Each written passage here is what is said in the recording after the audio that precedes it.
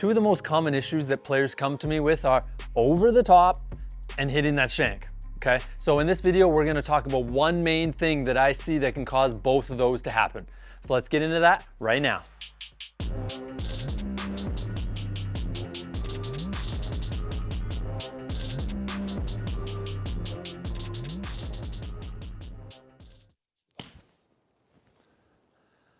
All right, so when we're watching a tour player, all right, we watch someone really good hitting the ball. We always kind of see their arms kind of coming down on this gradual angle into the ball, only to watch yourself and you're like, why do I keep going over the top? So there are many reasons why it can initially happen, but one of the most common ones is, a lot of people feel really strong, right, using their upper body, right? They're more upper body dominant, I like to say. So from there, they go and using those hands and arms and they want to go and hit down on that golf ball, okay? Unfortunately, that little first move right there is the one that gets them into big trouble, okay?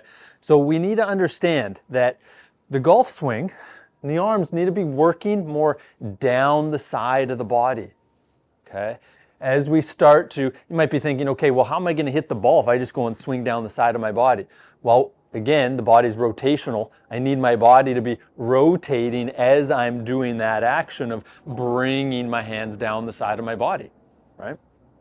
So we're up here, as long as we're in a pretty good position here at the top, we're going to be thinking, okay, I need to be getting these arms to be working down the trail side of my body.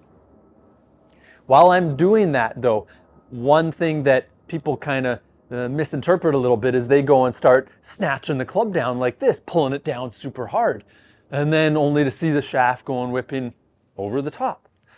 So here at the top of the swing, I want to always try to do our best, try to get that shaft a little bit on an angle behind. Then it's just so simple from there, thinking about bringing these arms down while maintaining that shaft angle behind me. Now, if I can do that motion right there and I start adding some body turn into here, that's going to bring that club head around. And my hands and arms are going to be closer to my body.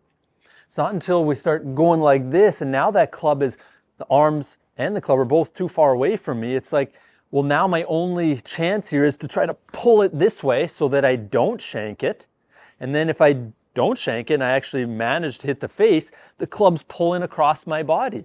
It's like you're playing tennis or ping pong, you cut across it, that ball's gonna have a ton of side spin.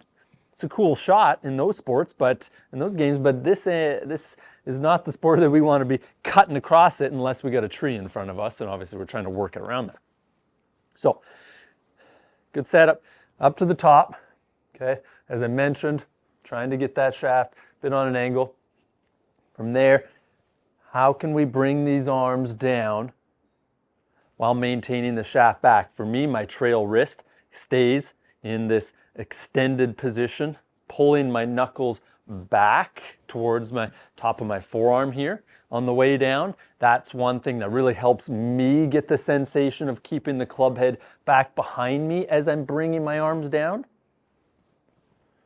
Versus sometimes players just start to use that right hand or their trail hand a little too much from the top, sending it over this way versus holding those knuckles back as we're bringing those arms down, okay? And now that we got these arms moving more down, okay, this club and the hands are going to be in a position where the club's not out over here like you used to be, right? So that shank, as long as we kind of keep turning through here, right? I like to say to people, now go ahead and just hit some shots off the toe for me, right? Or even going and, throwing something out here. This is going to allow us to now really start to feel, okay, yeah, I need those arms coming down that side of the body. Turn. Now my hands are closer to me than they used to be. All right.